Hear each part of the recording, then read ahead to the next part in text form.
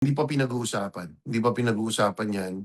Ayoko pangunahan ng Committee on Trade diyan tsaka yung committee as a whole. But ako, I've never been a fan of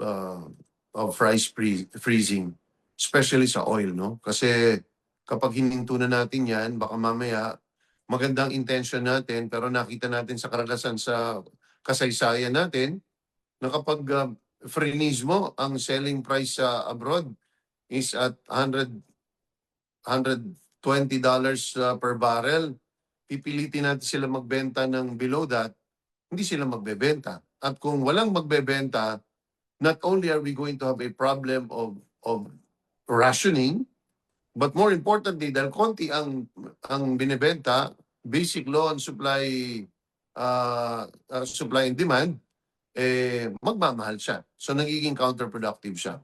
But at least for essential goods, kasama yun sa pag-uusapan. Kasi gusto rin nating i-amend ang price law at least for emergency situations na mai-include natin ang usapin ng uh, liquid gas. Liquid gas ang tawag dyan eh. Kasi ang gasol, liquefied yun eh. Kaya magkaiba. Kasama yun sa price law pero ang gasolina hindi siya kasama. So, kabahagi yun sa pag-uusapan.